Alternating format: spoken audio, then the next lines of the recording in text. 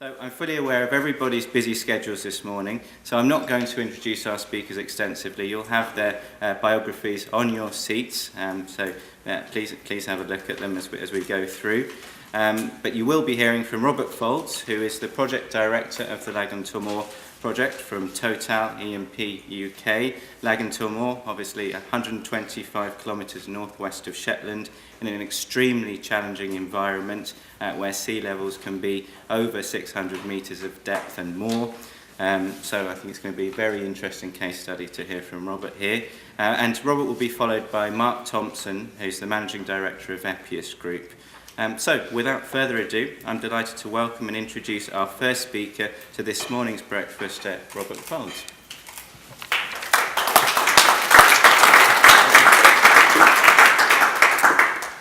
So good morning everybody. Firstly, apologies, I didn't pick the subject of the presentation, Oil and Gas UK did, so it might not be very good.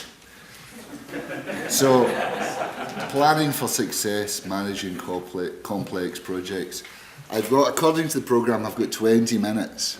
So obviously everybody's going to leave here a complete expert in project management. Just a little bit about Lagan Tomor first. As the gentleman said, we're 123 kilometres northwest of Shetland. We have a gas processing plant in the Shetland Islands. We've got two 18-inch gas lines. We're constantly injecting MEG, and we've got a little chemical injection line as well. From the Shetland Islands, we then take it to the Fuka pipeline to St Fergus. So we run a 30-inch pipeline all the way to MCPO1, which is a decommissioned platform, and we've tied in at the base of it. That's what it was supposed to look like. Now this is what the artists and the designers say it will look like. That's what it really looks like, and that was last week or 2 weeks ago. So you can see the big white tanks and the MEG tanks. We're not actually making a gas plant, we're making a MEG plant with a gas plant round about it. The MEG plant is really the key to the whole process. Without MEG, basically the whole thing dries into a big solid lump. So that's Lagan Tomor. I'm trying not to labour it because it wasn't in the briefing, but that's what I do as a living. Managing complex projects.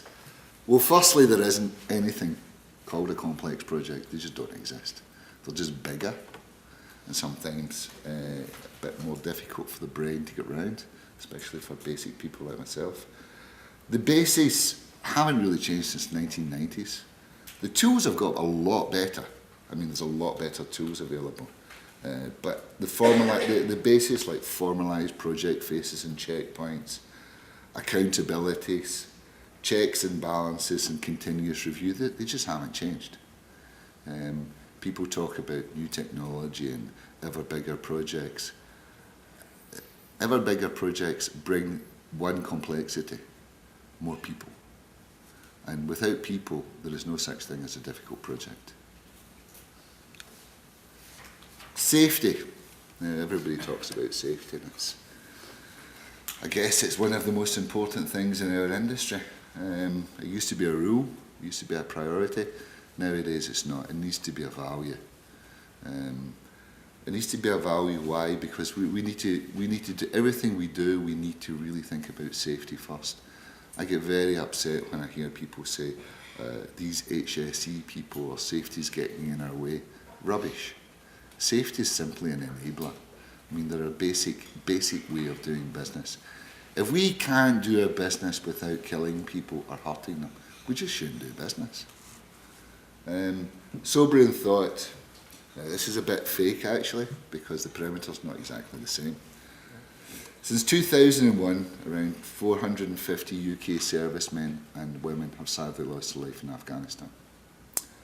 Since 2001, all construction sites in the UK, not just oil and gas, 760 people have lost their life. So, okay, there's maybe a lot more soldiers in Afghanistan than there is in the UK construction site, or maybe it's vice versa, I don't know, I don't have the numbers. But what it basically tells me, it's safer going to a country where people are going to try to kill you than it is to go to a construction site. And that I actually feel when I go on some yards and some construction sites apart from my own, and even my own sometimes. Recently I shut down a site for 3 days just because I had a bad feeling in my water. The managing director wasn't very happy. We need to work more on our safety culture, and we need to make it a value. We need to get away with this from this myopic belief in paperwork. Paper doesn't keep you safe. People keep you safe. People are beginning to believe in this country, in Europe in general, that if you've got a work permit and it's risk analysis up the wazoo, and all the boxes have been ticked and all the rest of it, you can go out on the field and you're safe. It's not true. I actually feel safer in construction sites in Nigeria than I do in some of the ones in the UK. And the reason I feel that way is because most people feel unsafe in Nigeria and everybody's watching what they're doing.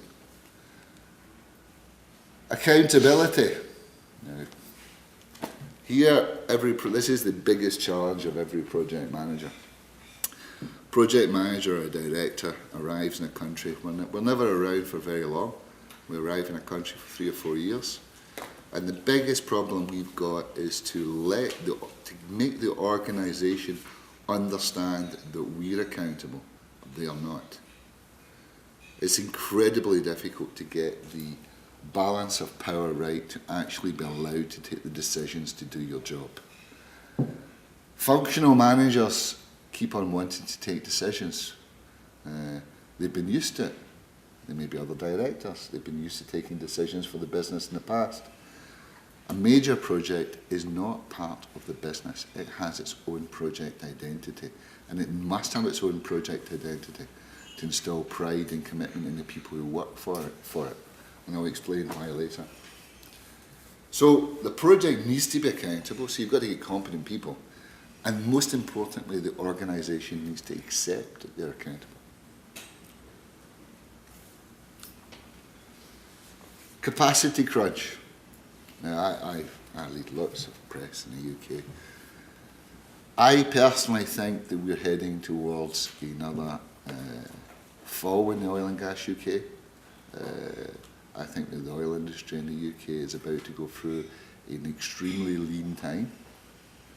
I think that a lot of yards will close. I think a lot of people will move overseas. Why? That's not my figures, that's Wood Mackenzie's from 2 weeks ago. 74% of the projects in the UK and in Norway are over budget. And their average overspend is 18%. Why? Prices are going up all the time. I've recently finished a tender for a project called Edredor, and we're going for its final investment decision. It cost a little bit less, 3 times is an exaggeration, but nearly 3 times what it would have cost in 2010. Industry capacity to deliver these projects is not keeping pace, and that's leading to overspend and delay. For me, the question is, we've had the boom in the UK, when's the bus going to arrive? Not if will it arrive, it's when it's going to arrive. Is it 6 months? Is it a year? Is it 18 months? It ain't 2 years. People. Here, the most important thing in the world is people. I know lots of managers say there's no I in team and all the rest of that rubbish. But at the end of the day, you can't do anything without people. You can't do everything yourself. Just to give you an idea of Lagin Tomor, at our peak we had 20,000 people working on the project worldwide, and I had something like 7 offices with my name on the door in the world. I have more air miles than Richard Branson. In year 1, we had a 22% turnover. Why did we have a 22% turnover? Because lots and lots of people have got used to working in this country, going in the office 9 till 4, having the 1 hour lunch break, working at a nice pace. Projects don't do that. We work until the job's done. If that means we're working at 9 o'clock, 10 o'clock at night, weekends, public holidays, that's what we do. And if people don't like it, don't join a project. So, year 2, this dropped to 10%. We weeded out the weaker members of our team. At the end of the day, the strong will survive. So, keeping people is not easy. Why is it not easy? Well, 80% of a project team in general is on a short-term contract. Why? Because we never know when the next project's coming. Industry change, investment profiles change, attitudes of company to investments change. Job opportunities at the moment are seemingly limitless, and day rates every day seem to go up. Costivate FMC's project director, Anne-Christine Gerseth, was telling me about 2 months ago that the cost of an engineer in Norway, it used to cost her £1,000 18 months ago, is now costing her £1,400 per day for an engineer in Norway, and they might not even be very good. High turnover rate and the wrong people kills your project quicker than anything else. Finding people in the UK who are driven to deliver projects, harder and harder. Less young people motivated to work the extra hours. I hear a lot about work-life balance. Fantastic. I think we've become too rich, and I think the work-life balance culture has gone too far. I've heard about 9-day fortnights, 9 to 4 working, 1 hour off for lunch, creche facilities. Seriously? You bring your kid to the office if you're working 18 hours? Recent announcements on contractor day rates in Aberdeen. Maybe the way to go. I just don't think it is the way to go. Because what you do is when you cut the day rates like that without any sort of real thought behind what you're doing, you simply drive the best people overseas, and we end up with the people who weren't very good in the first place. Exactly what we don't want, and we just become less efficient. I don't think the key in our industry, in terms of costs, is necessarily driving down the cost. It's getting better people. And that might not just be money. Standardisation versus technology. Lots of people talk about standardisation. I think it's great. It does drive down costs. Cut and paste and all the rest of it, fantastic. But you need to find a way to get your technical ayatollahs in your company to agree to that. It's not very easy. New technology, yes, I mean it's valuable, but not every 5 minutes. Engineers are bred and designed to come up with new ideas. And I would say even today I get a stream of engineers coming in my office, well, less so now, with new ideas. They tend not to be very pleased when I tell them, come back in 3 years and I'll think about it. Sometimes new technology is unavoidable. It might be the only way to render the project economic. But it does bring additional risk both in terms of time scale and cost. My view, standardise, do what you know you do well. Do not use new technology unless you have absolutely no choice. And if you do use new technology, make sure you fully understand it. You understand all the risks you're taking, and make sure it brings value. There's no point having new technologies just for the sake of new technology. I mean, we're not in the research and development business, we're in the project delivery business. Terms and conditions, contractor relationship. We don't have a very good one, let's face it. We, in my opinion, the international oil companies have created our own nightmare. We've allowed and encouraged the creation of giant supercontractors. I think now the tail's now wagging the cost and schedule dog. I'm not sure I'm the client anymore sometimes when I go into meetings. They don't even talk to me as if I'm the client anymore, apart from when I refuse to sign their invoice. This is not new. I looked at papers from 1990 on the Crane Initiative, and basically they could have been written yesterday. But it hasn't changed. We need to find a way to work with our contractors, and every contractor is different. Maybe we need to think about risk-based call for tenders, talking to the contractors. Every contractor's got its own risk profile. Every good contractor evaluates a risk independently and differently. But whatever we do, I don't actually believe in industry initiatives. I've seen too many of them. Crime, and we've had other ones, Tom Forward, and all sorts of initiatives. Frankly, they've never worked, and the only thing they've done is make the consultants richer. I know people who've retired on crime, but we didn't make any money out of it. A cautionary note. Cost of projects worldwide is increasing at a rate which is unsustainable. Hydrocarbon reserves in the UK are even smaller. An IOC's investment budget is limited, and not everything can be done at once. I've just tendered a project, and in a couple of weeks' time, 6 days' time, I am going to be bidding to try and make sure I secure part of my company's investment budget for this year to do that project. It's a competition. That's what people don't get. I mean, everybody says, oh, well, there's oil and gas. Yeah, there is oil and gas. But if you've got £10 billion to invest in 2015 or 2014, your company is going to elect to put that money where it can get the best return on its investment. Occasionally, there's an occasional political influence. Doesn't influence us that much for businessmen. I think that the IOCs with this trend, increased cost, smaller fuel size, are going to invest their money elsewhere. I read a recent note that said in what was it, 2013, the UK's investment peak was something like £14 billion, and they reckon by 2017 or 18 it was going to get to 7. Personally, I think you're going to be lucky to get 2. Especially if the costs don't correct itself. It's not going to be easy. My personal view is we've experienced the boom and the bust is going to come. Market doesn't show any signs of slowing down internationally. So that means that the money we have as IOCs are more likely to be going overseas with higher returns. Future major projects in the UK are being revisited today because of cost, delayed.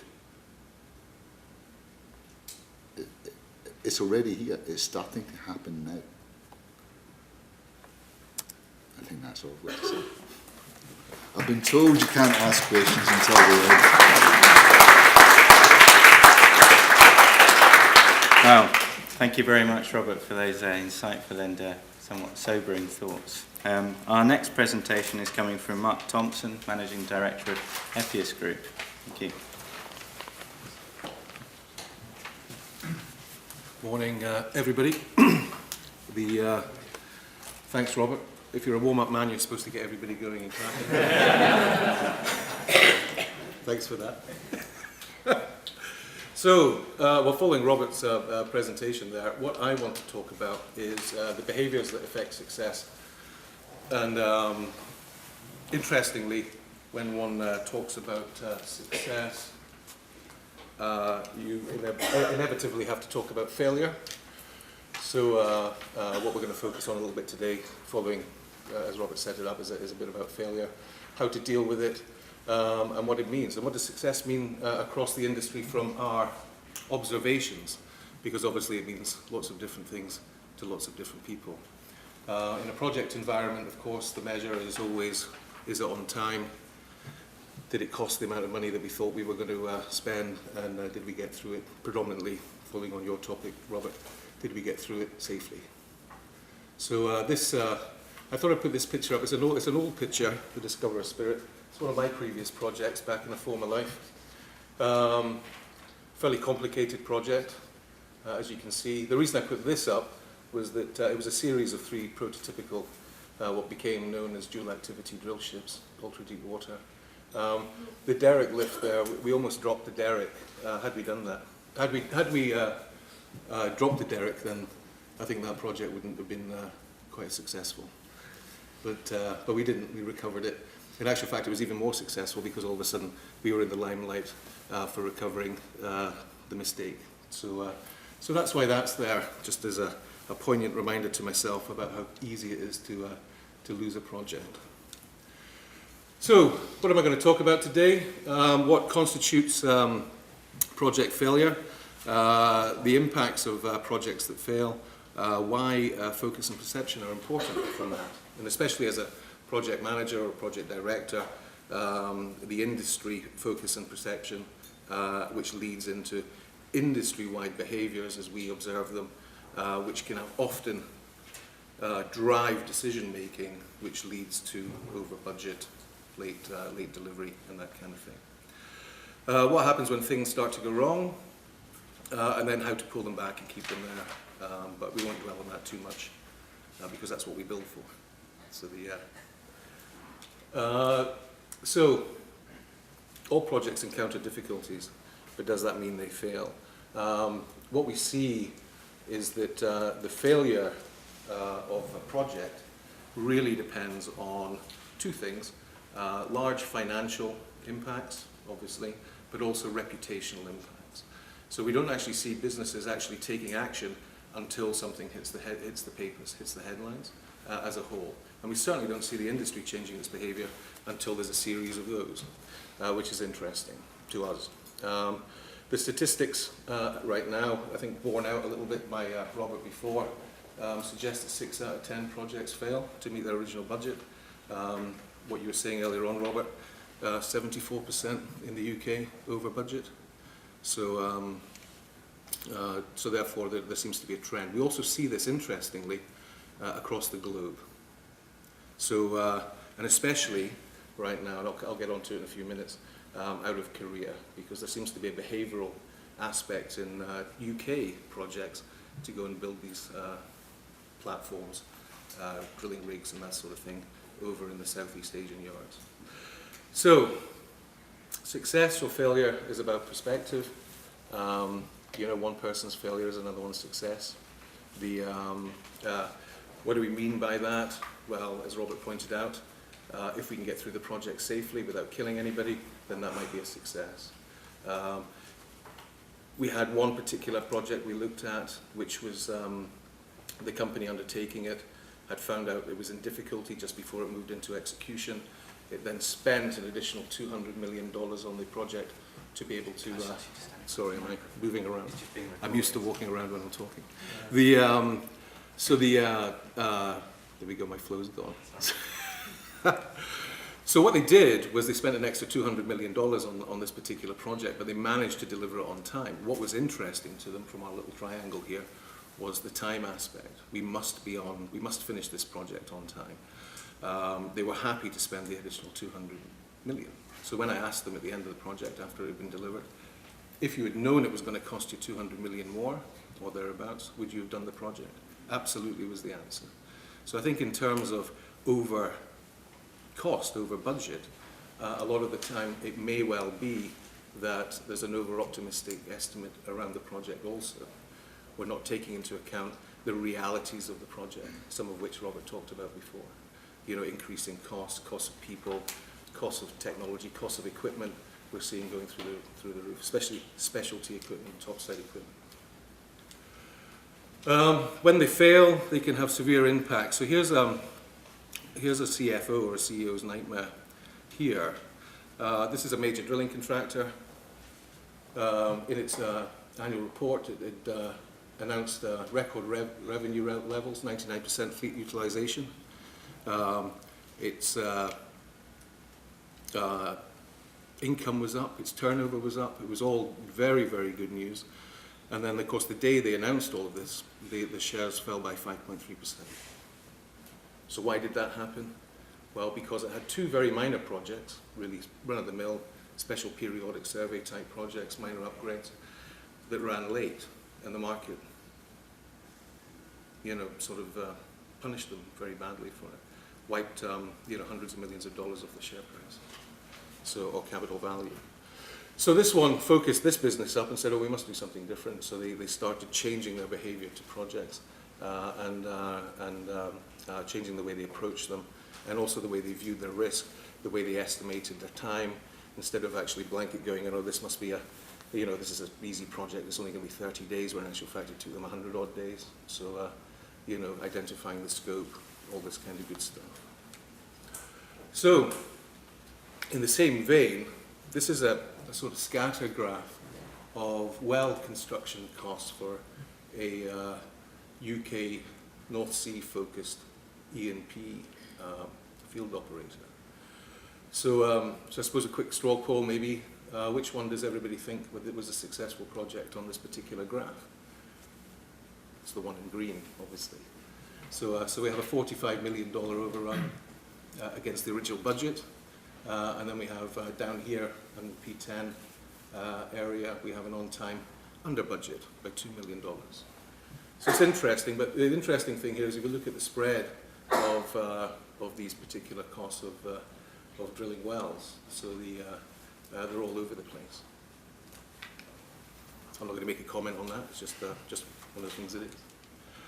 So in the industry, the stakes are high. We have record levels of capex invested into the UK sector, around about 24 billion US. Global E&P capex in 2013 was about 628 billion, and 145 billion of capex on new builds in the current build boom as we're going through this. The new builds we're talking about are drill ships, which is predominantly one of our focuses. So there's a graph which kind of puts UK sector capex into a global perspective. However, even the smallest projects can fail. We see that all over the place, and a lot of the time they have fairly major ramifications, both financially and reputationally, for the project sponsors and the owners and the people involved in them. So in this case, in terms of project success or managing complicated projects, size doesn't seem to matter that much in that context. So, success or failure, from what we observe across the industry internationally and here in the UK sector, it depends very much on perception, focus and behaviour. Following on Robert's track from earlier on, behaviour of individuals on projects, behaviour of teams, behaviour of companies, and also behaviour of the industry, which is an interesting aspect. But both of those are driven by focus and perception. It's almost there's a herd mentality comes in, driving decision making. Where are we going to execute this project? What type of contracts are we going to put in place? Which contractors are we going to use? So, in our world, risk management's key, but really not so much from developing a risk register perspective, but also what are the attitudes to risk on the team? What are the attitudes to risk in the business which is undertaking the project? So, and what's its approach? What we see is potentially a run to safety.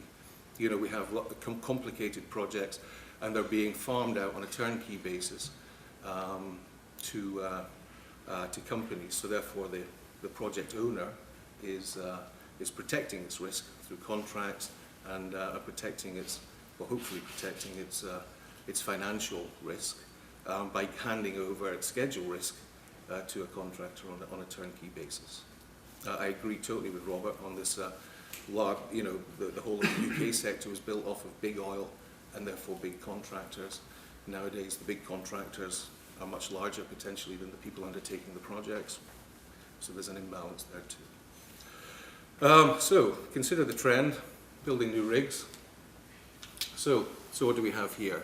We have the light blue graph. Part of the graph is drill ships being built or rigs being built to a specific operator contract. And the darker blue is speculative builds, where the drilling contractors are just building drill ships and jackups and semi-subs. So what we see here is that in all cases of drill ships and jackups and semi-subs being built to contract, the failure rate of the projects is much higher. The speculative build, the failure rate's much lower in terms of delivery.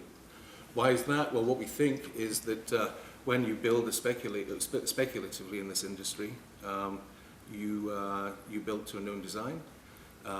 Your turnkey strategy works, and therefore there's no pressure, there's no change, there's no pressure from a contract, from an operator potentially to start to change that design, and and therefore you stand a higher chance of getting what you bought on time and to budget. So here we go, we add complexity into the project, and all of a sudden that particular model, these are Southeast Asian shipyards or Korean shipyards, it doesn't work. So therefore there's a behavioural change that's required in the industry. Back in the early days, if you go back to that first slide I showed, what we have is that was a risky job for us, because I worked for Transocean at the time. The job, we managed it ourselves, but it was a prototype, so therefore we built the hulls in Europe and we built the topsides in the States, and then married them together, integration side, rather than going turnkey and giving them to basically a production line aspect. So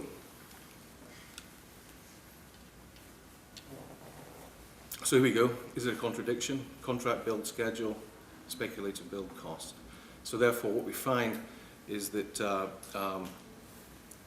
operating companies and drilling contractors that really need the rigs to be out on time to get on contract and drill the wells, they're actually late. It's cost them $9 billion over the period. So there's $9 billion of lost revenue, which isn't coming back in from an investment perspective. So, focus and perspective. Many of the projects in the industry are repeatable, and what we found, again from a behavioural perspective, is that it's actually the repeatable aspects that get the focus. It's not the bits which are unique to that project which actually get the focus, and that seems to be where the overruns happen. That's where the failure comes in. So what affects project success? If you don't focus on the bits which are different and choose the right contractors to do the bits which are generally the same. So the uniqueness plays a massive role in whether or not a project might be a success or a failure. And we see it also across the UK sector on platform reactivation projects from a drilling rig perspective, where most of them run over time and over budget, again going directly to Robert's statistic earlier on. So, okay, so we've set it up. The chances of success is slim, 40% if you believe the stats. So what happens when they fail? Well, here we go. We talked a little bit about risk earlier on. What we find interesting across the business is this heat map. So what we find is that decision making under risk, this is a risky business. A lot of these projects are large risk projects, field developments. So everybody's operating up in the trauma zone or towards it. What they try to do on a project is they tend to bring it back down into this green area through a number of reasons, either in terms of how the organization structure is set up on the project, the competency of the people, the contracting forms that they use, and also the supply chain. So, and also this herd mentality coming in, which is, well, I'll tell you what, let's go build it in Korea because they always deliver on time. Whereas in actual fact, the reality, as we've seen, is a bit different. So, who suffers the trauma? Is it the project team on the ground? Is it the people that are beavering away trying to deliver the projects, albeit in the UK, as Rob put it, beavering away 9 to 4 with an hour's lunch break, rather than 18 hours a day pumping into it. The interesting thing from that type of behaviour is that what we see again is that the delays and budget overruns don't necessarily reflect the working pattern of the people who are on the project. It's maybe more of a function of the amount of people. So quite often on a mega project, those projects will be overstaffed. So not lean enough to be productive. So who recognises when a project's failing? This little graph here shows that, here's one particular example. There was a job going on in the Netherlands, but the guys who identified the failure were over in Singapore in the corporate office. They began to feel uncomfortable about their project. So therefore they then started doing something about it. It wasn't the guys on the ground, diligently getting in after it every day. They couldn't recognise the sign of the failure, but the senior management did in that company. Again, there was a project down in Brazil. It had gone a bit pear-shaped. The guys on the ground didn't recognise it at all, but the corporate office back in Houston did. So therefore they started going. So if we go back to this, what had happened was on these projects was that the senior management aspect, the C-level management in these businesses started to hit the traumas then. They started using words like we feel something's wrong. We don't know what's quite wrong. You used the word this morning during your talk, Robert, as well. My feeling is this. So we get a lot of that when we go around. I feel this project is just going to go terribly wrong, and we need to do something about it.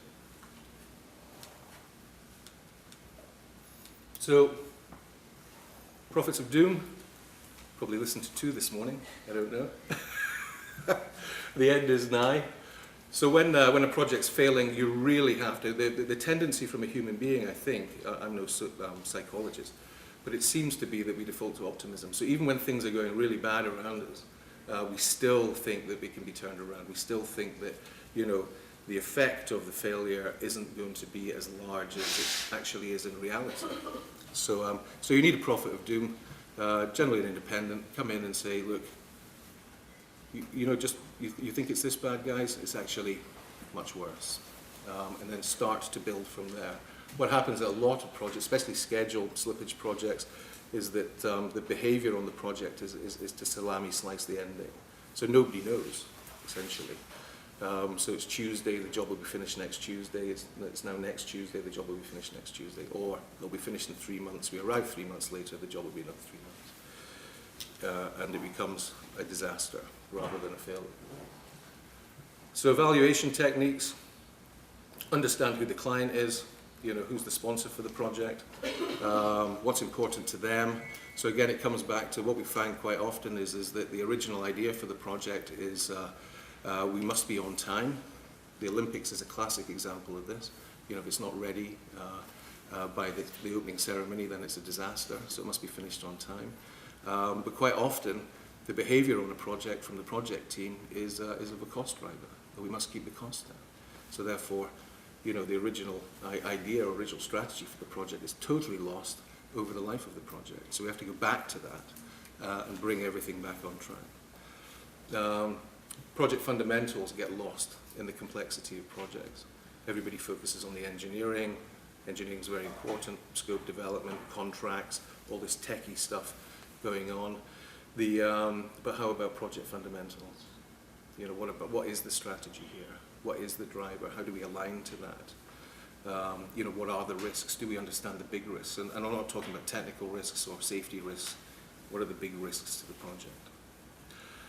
And don't become part of the problem. Often in a failure situation, you know, the team diligently working away, and then the people who are brought in to save it or turn it around from inside the company often get embroiled into the project, and then it just slips. So they become part of the problem rather than part of the solution. And then it comes down to professional endeavour at the end of the day. Because quite often what happens when we go onto a project and what we observe is that everybody's defaulted to what we would call heroic endeavour. There are 2 ends of a scale. The one end's heroic endeavour, the other end's professional endeavour. And the pendulum kind of ekes towards heroic endeavour. Everybody's in there trying to put the fires out, but nobody's really actually putting any fire out. So where do you draw the line? Where do you build your fire break? That kind of thing. And keep the project team engaged and busy. Quite often when we arrive on a project, they're busy, but they're busy focusing on different areas, and you need them focused on. So the final thought on perspectives, if we go back to the original, which one was a success, which project was a success here, and one man's success, one person's success is another one's failure. So if you remember the original, the previous slide, the red and the green were flipped over. Actually, the one which cost 45 million more was perceived to being a successful project because it was a successful well, and it's now delivering large production revenues. Great. Everybody's forgotten that it cost them 45 million more. And this one down here, which was under budget by 2 million and bang on schedule, was a dry well and added no value to the company at all. So the project team, their perspective of a success was different from the company's perspective of success and their partners. And that, hopefully, there we go, is me. Thank you very much.